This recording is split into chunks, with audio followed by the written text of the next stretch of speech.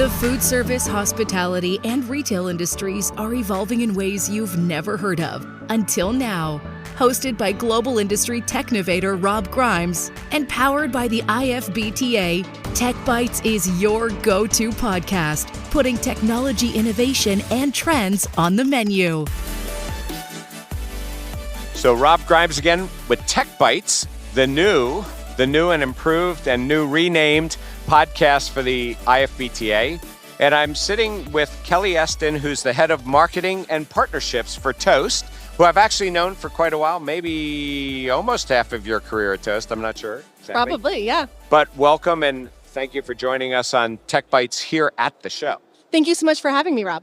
So, obviously, you have a big perspective and you have a big world of opportunity that you see in what you do day in and day out. So why don't we just start this? Can I make the assumption that you actually have walked through the show? I have. Not as much as I wish. We've been busy at our own booth, but I've absolutely walked the show. It's the best part about it. So has there been anything that either surprised you didn't expect to see, or something that you expected to see that you're not seeing here?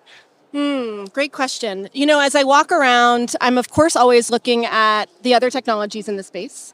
That's what we're focused on. And a lot of the other technology in this space are partners of Toast. So learning about what our partners are up to, what we're seeing in the market, new things we can bring to our customers as joint solutions is a big focus.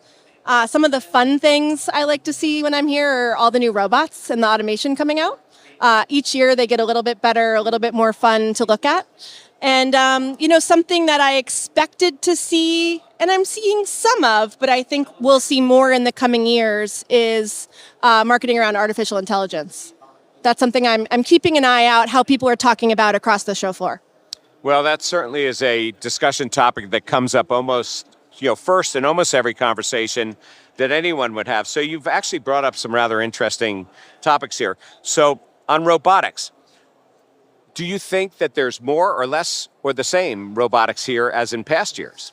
I don't know if I've done enough of a survey, but I'd say the same. That's about what I feel like. See, I think it's less. You think it's less? I think it's less. Maybe it could be. I'm not sure why, and certainly real estate-wise, it's less, because in past shows, there were people that had like a football field of robotics. One company, right? I don't know how you afford that, but they had one company here. But clearly, in the industry, when we see robotics, there's all kinds of robotics here. There's the back of the house, production robotics that's here. And then we have the front of the house. It seems, so I was on a podcast with somebody last week, and they used an interesting term that I hadn't heard in years. And I thought, wow, that's a runner system. And, originally invented by Fridays. Yeah. And basically, I think the front of the house robots are mainly runner systems. Either bring the food out or take it out, but it's assistance. It's not so much going to replace employees out there right now. But in the back of the house is different. Yeah, we have a customer actually who's doing something really interesting with the server robots. And really they're using them as runners for delivery. So how do you take the person who's picking up a bag from the kitchen and running it maybe to a back door or a side door where your Uber and DoorDash drivers are picking it up? And that's a great example of a runner system that probably saves a lot of efficiency. There's not a lot of value add of someone, walking back and forth to the back door all night. And I think people will come up with interesting ways to use them. But I'd add that, the way we think about any technology in the restaurant is how can we help the restaurateur get more efficient with their time, use the labor they have more effectively. And so, I think robots, just like any other technology, aren't going to look like, robot servers, but they're going to look like, what can we automate? Well, eventually they will, but not right now. But what can they automate in the restaurant, in the kitchen, in the back of house? There's really interesting applications. But that's true for software as well. Is how can you take jobs that people are doing today that are repetitive, that really allow us to help, labor efficiency in the restaurant? So it is sort of interesting when people take a look at robotics and, what's out there in the world today. But it is something of the runner type of system. Now, it's really funny because you get those deja vu moments. Usually when I get the deja vu moment, I'm thinking about something like 15 or 20 years ago. But let's just talk about last week. Okay. Because I went to Food on Demand last week. Yes. And I sat on a panel, and I happened to sit next to Grubhub, who was showing some of the bots that they're using at college campuses. And you know the example they used, which I hadn't thought about, and now you have just solidified it, was they were saying that some people are using the interim robots to actually bring food out to the delivery people because of distance sometimes, or just efficiency to get the food from one place to the other, because you can't have everybody coming in the front door, the back. So who knew? I only heard that last week. You're just actually bringing that up now a second time in a week. Deja vu. So that's an interesting thing. When you talk about, so first of all, you talked about your partners and things, and I know you have like 140, 150 different types of partners. Over 200 now. Over 200 partners. Okay. Yeah. So first of all, that's a lot of partners that are out there, and it's a lot of different types of technology out there. And obviously, there are things that you want to do yourselves, but you have to work through partners. But you also use the word AI. So what we're coming down to is that AI is really all about the data. There's so much data, right? So if you're in a partner ecosystem, how do you wrangle all that data? Because some of the partners, and it's not all going to come necessarily through Toast, some of those partners are specialists and they're siloed. Absolutely. And they have to share data. So how do you look at the future of data and partnerships out there, because you can't even do it all, and you have to have the partners. So but partners are a really important part of our strategy, and I agree with you completely that when you think about AI, the data is the foundation. And so because we have over 100,000 restaurants on Toast, and many of the best restaurants are on Toast, we have a really rich data set to build on, and the point of sale can be that hub of data for the broader partner ecosystem. But to your point, as we all kind of journey further in the artificial intelligence world, and it's very early still, right? Of how people are evolving their strategies and how people are thinking about it. Data sharing is going to become a huge topic in the ecosystem. And our perspective that we've always had. Whose responsibility is data sharing? Is that going to be inside the ecosystem of food service tech, or is it going to be provided by outside? So the perspective that Toast has always had is that we have the data, but the data also belongs to the customer. And so the customer should have the ability to use their data across the ecosystem. But there's so much more data than is going to be within a customer site. Yeah. So I was actually referring to, you got the Metas out there, you got the Googles, you got the Amazons. Who actually, at the end of the day, is the aggregator of data? Is it for actionable information, the POS system or the in-store, or is it because you have so many outside sources, right? Absolutely. The way we think about it is a lot of the data flows through the in-store operations. And so whether it's through orders and transactions that are happening in the restaurant or the back of house metrics as well. But then of course, especially when we talk about enterprise, there's a whole layer of data that happens above store that you have to take into account. And so the way we think about it is the data is just data, but as we can think about applications that allow the restaurateur to really get more value out of the AI, that's where we're focused. So for example, we have today at the show, but a lot of other people are showing this week as well, marketing AI assistants. So we have a writing assistant for new emails, and we have the ability to help do marketing campaigns. And by the way, so do a lot of other vendors out there. So that's just one example of where people are using the data that they get from restaurants, from guests, from the transactions to do things more easily and automate things for people who maybe aren't marketers, but now they have the ability to automate these campaigns and use the data in a new way. Well, so obviously when you talk about AI and you start talking about things like chatbots and things like that, that's the common use that people are thinking about. Now, we start to see price forecasting going on here. That seems to actually be a hot subject. That is one of the ones, if you ask me, Absolutely. I wasn't expecting to have that conversation with people, but people are talking about it. Now, maybe it's because one of the major burger chains might have had a little bit of a moment? A stumble. I would call that a social media moment, actually. Okay, in that. But the hotel industry, the airline industry were obviously doing demand pricing. Do you think that demand pricing is actually going to become a trend, not a fad in this industry? The way I think about it, demand pricing's been around forever in the restaurant industry. That's what a happy hour is. That's what a brunch special is. Yeah, but they weren't raising the prices based upon demand. They're just doing it time of the day to lure people in. Lowering and raising prices depending on what they see as the traffic, the flows. And so technology will just allow people to get more sophisticated about how they do that. And so one example is we just released a benchmarking tool that allows you to look at your menu items, your prices, relative to peers, relative to other people in your neighborhood. Yeah, by the way, I thought that was very interesting. Oh, good. No, I'll tell you why I thought it was interesting. Because most of the time, sorry to interrupt you on Please, that, I love it. but actually, in this particular case, I've been following that tool for a while, because I think you've had it for a year or so, maybe a little bit longer, right? Yeah. But you're making that information on your website, and you're making it available to the market. Now, an hour ago, I had the National Restaurant Association sitting here, their head of knowledge and research. Yes. And the question was, who's responsible for giving that knowledge? Now, they have a certain view, and you have a certain view, especially, by the way, in some of your market segments, you are really down there at the local level, really speaking the language, of the independent and the growth companies. I find it very interesting that you're compiling that. So my question for you there is, I know where he's getting his data. Yeah.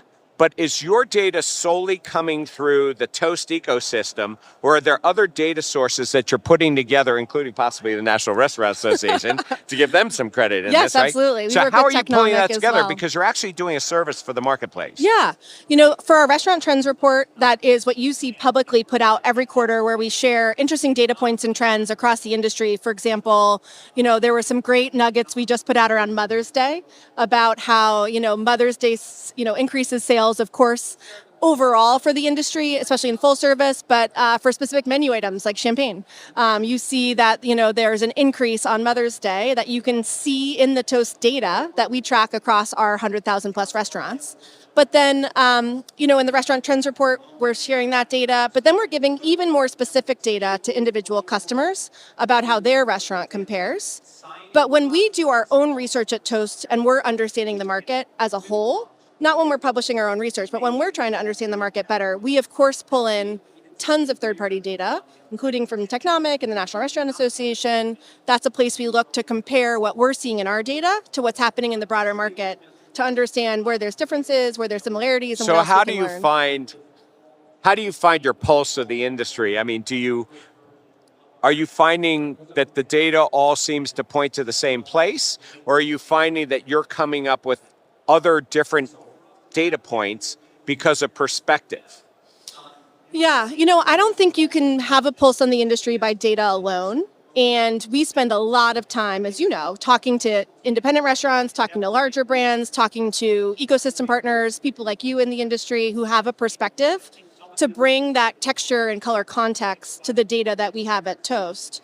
And then, I'd say the last piece, and it comes back to this conversation we just had around AI and robotics, is there's a piece of what are the challenges that restaurateurs are having, and how can we hear that directly from them? What are we seeing in our data as far as, where they're being successful? And then what are the new technologies? And that's our job, to keep up to date on all the new technologies out there, so we can figure out how do we apply that to benefit our restaurants and how they can be successful. So if we were to take all that and take a look at industry segments, and by the way, I didn't know this, but Hudson said there are 70 different industry segments. Okay. Who knew, right? Now, I don't know, and I'm going to have to go figure out what those 70 are, right? Because I think they are breaking down in individual silos, things that I might lump together, in different things. But I got to go figure that one out, because if he's really following that, there's obviously need, which means different applications, different ways of using technology within each one. But 70 is an awful lot. But where do you see the current market opportunities for enhancing? So there's something that you said at the very beginning here. You were talking about that you've seen the trends there, and what you didn't say, you did use the word efficiency. I get that. And some people put efficiency and they start thinking about labor savings or whatever. I'm not so sure that that's exactly what you meant there, but I do see that there are opportunities and new growth opportunities in segments that didn't exist 4 years ago. Absolutely. So where do you see that? And then how do you stay on top of helping somebody to enable those opportunities? Yeah. And I would add, on top of your 70 segments, we talk about service models as well. And what we're finding is that even in an independent restaurant who's maybe in a certain segment, they're running on average 7 different service models. They're doing catering, they're doing takeout, they're doing delivery, they're doing counter service, maybe they're doing events. We're seeing this. Do service models equal revenue centers? Could be. I think it depends on how different restaurants think about it. Their revenue, then they'd want to track it at least. Exactly. Right? And the more sophisticated brands, to your point, they think about how do we get the most revenue out of the box that we have. Right. That's where things like catering, ghost kitchens, retail come into play. as new service models that people are adding to the restaurants that they already have.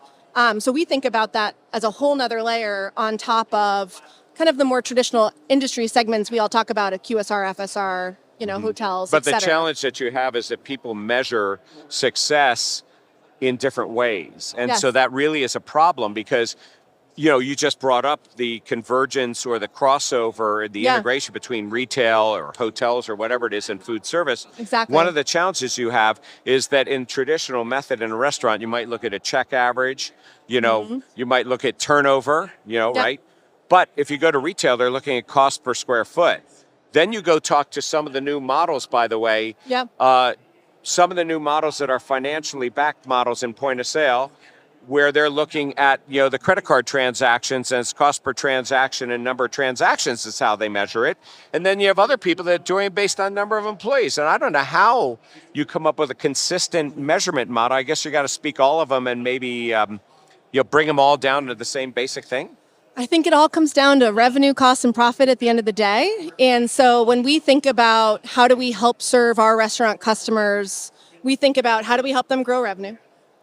How do we help them, optimize operations in the store? And that could be how they're using labor. That in a full service environment, we're looking at things like table turn times. In a quick service environment, speed of service.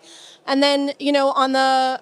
you got to make sure your reporting allows them to hear it the way they want to hear it. I think that's a big thing. You have to slice and dice it every single way, right? Give people more options. But also, a lot of times restaurateurs are looking for, data and different ways to slice and dice the data, but also the insights that tell them what to do next or give them opportunities of actions they can take to really make their operations more efficient or to drive revenue. And so one of the things we think about is, making all of the rich data set that we have available in Toast available so that people can look at it the way they want to look at it, but also how do we surface actions and insights, especially as we start to apply some of these new technologies around AI so that people know, what's the next step I can take. With the rapid expansion of technology in the food and beverage industries, finding the right supplier can become overwhelming and complicated. To simplify this process, the IFBTA created Exchange. Exchange is a powerful search tool where users can easily narrow down their technology search and refine results by application type, geography served, department, and more. Browse resources and learn more about the industry's technology suppliers at exchange.ifbta.org. Now, back to the show. And it is really a challenge because at the end of the day, it isn't even the restaurateurs that actually drive this, it's the consumer.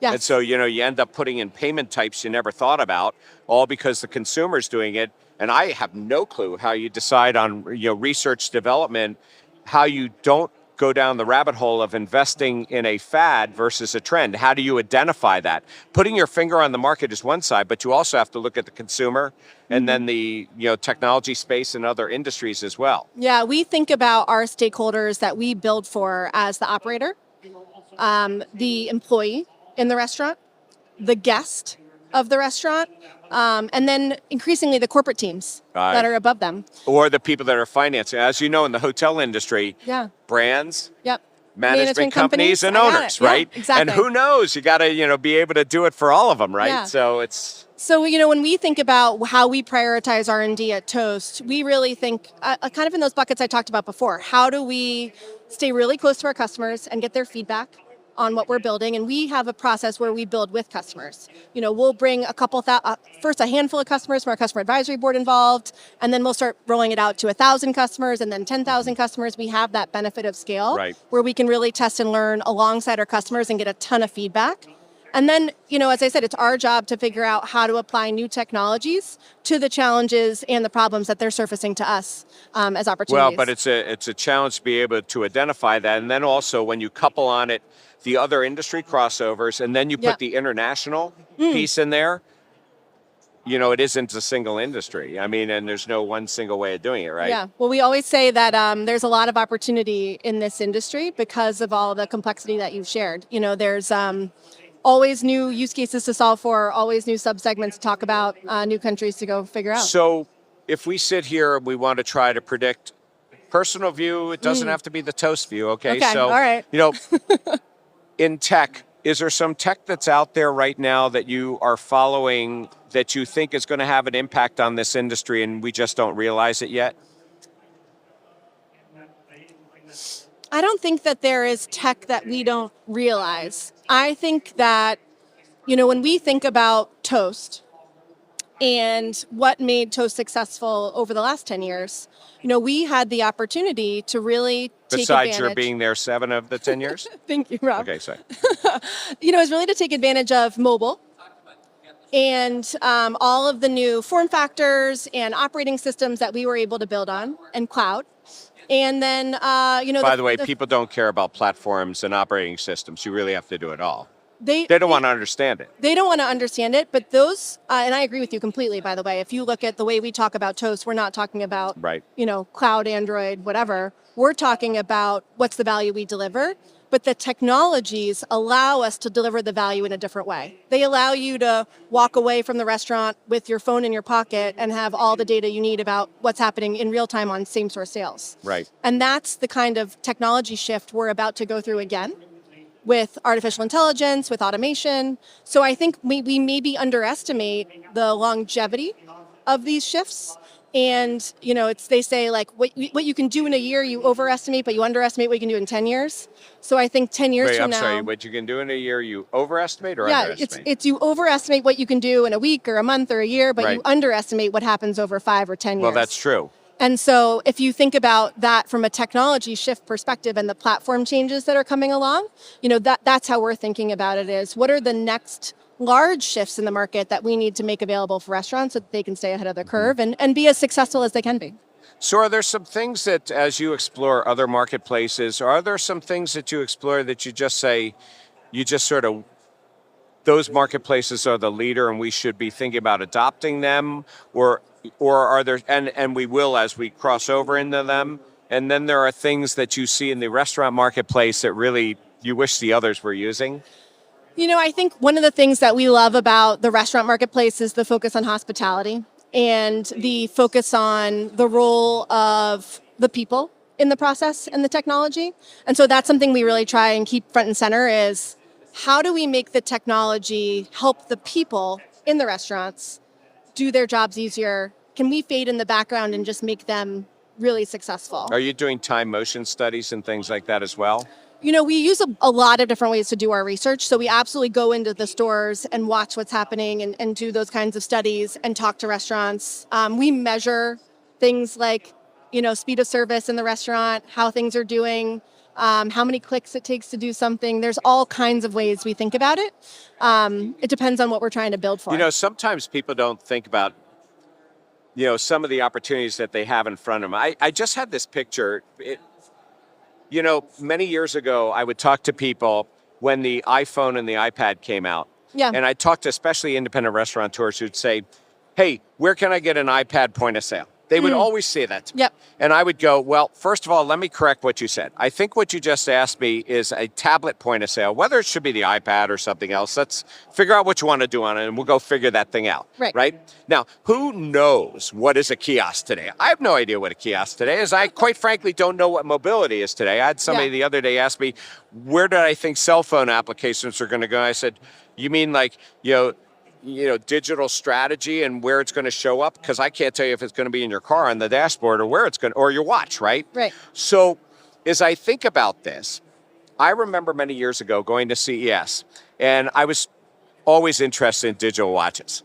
And so I was standing next to somebody, and I was interviewing these people, a Swiss watchmaker, and the guy next to me was from Delta Airlines. And I said, why are you here? Are you looking at a watch for yourself? And you'll get the point of this in a second. But he said, no. He said, we're thinking about giving these watches, which were about $35, to count steps to all of our airline personnel because we want to know how many steps they do on the flight. All we need to do is know the steps. Now, as I think about it, when I work out on the weekend, I go for my walks and things like that. My phone is tracking all this. It's a handheld. Yeah. So you have servers that have handhelds on them all the time. Is there any data that you can extract, or maybe you are extracting from that because you've already given them a device that's mobile in order to figure out how table positioning should be, how many steps? Are you looking at those kinds of things? You know, you'll laugh because when we launched the very first Toast Go, we did exactly this. And we did a case study with a restaurant in Austin, Texas, and we gave all the servers Fitbits, and we gave half of them Toast Go's, and we gave half of them pen and paper. And we measured everything that happened in the restaurant that night.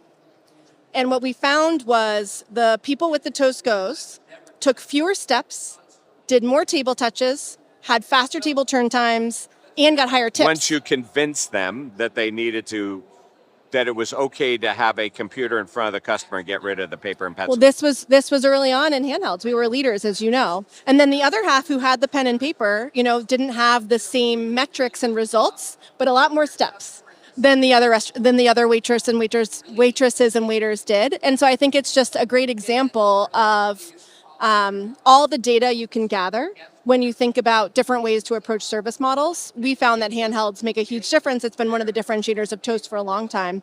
And we did exactly that. We gave everyone Fitbits and had a lot of fun with it. It took a long time for North America to come around to handhelds. I mean, I was covering handhelds 20, 25 years ago. I'm only 30 years old, so I was covering them in Japan. Yeah. But that's because they never went to pre-check terminals. They went right from ECRs over to handhelds, right? Yeah. Effectively, when Toast came out in the last 10 years is what really, and it's also because the technology behind handhelds had come down and become consumer friendly, right? Yeah. So it opened up a marketplace that people had tried before for you to be, you know, successful in, and so you did that. So the question is, you know, where's the next generation of any technology that's here that's going to leverage those kinds of things? You know, who knows what that's going to be. Yeah, exactly. And it's, you know, our job to keep tabs on what those are so that we can bring them forward. But I'd say, you know, we're starting to see more handhelds, to your point, all across the show floor. So that's really becoming something that is more common. I'm seeing more kiosks than I expected this year. Kiosks would have been dead if it hadn't been for COVID. But again, what exactly is a kiosk? Because I don't know if a kiosk is a phone on the table. There's some people who say tableside kiosk. Sure. So is it really a kiosk, or is it really about what's on there?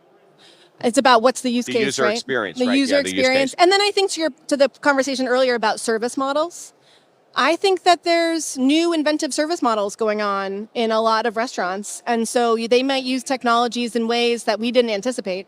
And, you know, that will help lead us to the next thing. All right. So did you say, have you had an opportunity to walk throughout this show? A good amount of it. So besides technology, is there something else that sort of, you know, caught your eye here? Oh, well, we're right next to the Wisconsin cheese booth. I love That's my favorite booth. But you're also next to Nathan's Hot Dogs and Vienna Beef. I also went to Nathan's Hot Dogs yesterday. It was amazing. You know, something I'm excited about at the show. You should make friends with those guys so you don't have to wait in line. That's a great tip. Although I will say their line is very efficient. It's clear they've done this before. You know, the Red Bull booth is right near us for the first time. We're having a ton of fun over there. They've got a very cool race car, per usual, on brand. But something I'm excited about in the show is Coca-Cola has a big activation as well. And if you go check out the secret menu there, you might see a kiosk that you recognize. Well, I might go over there. I haven't actually been on the other side yet, but I got to get over the Tillamook cheese booth over there. Yes. You know what? You took me there last time we were here. Yeah, you were supposed to do that. Yeah. Whatever happened to that? To go to Brandon Toast in there. I forgot about that. I love you those and I guys. went to Tillamook together. Last year I missed the show. One of my kids was sick. But 2 years ago we went on a walk to Tillamook Maybe we should resurface that conversation. I think so. I always say, that cheese is so good. Well, it's always good. First of all, it's always good to walk the show and just, you know, and not necessarily, you know, always talk business or tech, because there's a lot of interesting things here. But when you talk about technology here at the show, you know, you're finding technology in places you didn't expect it. And those who classified themselves as technology is one thing. Yes. But there's, by my guess, about 1,400 companies here I would classify as technology, while only 600 or 700 are over here in the actually Tech Pavilion. Yeah. It's really, and by the way, that's going to cause the integration opportunities in the future when you're talking about equipment, or now you're saying Coca-Cola. So I will take a walk over there and take a look at that. Definitely. So, but I always find like walking through the kitchen section really informative and educational, because that's to the point where a lot of automation shows up, where people are thinking about back of house in a new way. And when we think about our KDS, our kitchen display systems, it's got to like fit in that environment as well. So that's on my list still. I have to get over to the other side and spend more time as well. I mean, there's certainly a lot of walking to do here. So get your steps in. I don't have my Fitbit this week, though. Well, you should carry one of those Toast Go's. I should. There, right? Yeah, then you might be able to do that. I've got at least 3 Toast apps on my phone now, so maybe they're tracking me. But you want to track and you want to put that in there. Okay, they're tracking you. We don't want to go down that path.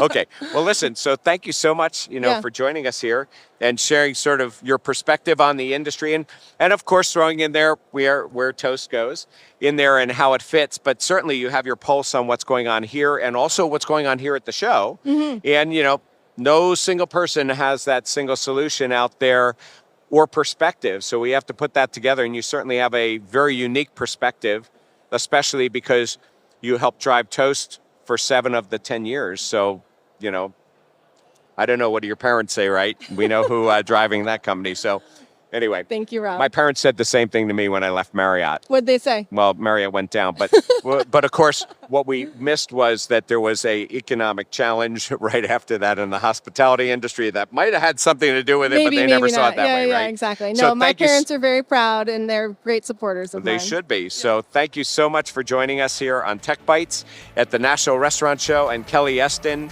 the head of marketing and partnerships for Toast. Thank you, Rob. Thanks for having me. This podcast is brought to you by the International Food and Beverage Technology Association.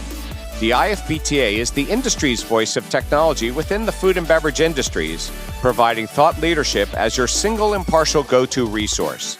The IFBTA offers in-person and online communities to connect with your peers, the exchange an all-encompassing global technology resource, and an industry-wide professional education and certification program. The bottom line is the IFBTA is your place to gather, learn, and share. So thank you for joining us on this episode of the Techbytes podcast, powered by the IFBTA. I'm Rob Grimes, your host, and I look forward to taking our next bite of technology together.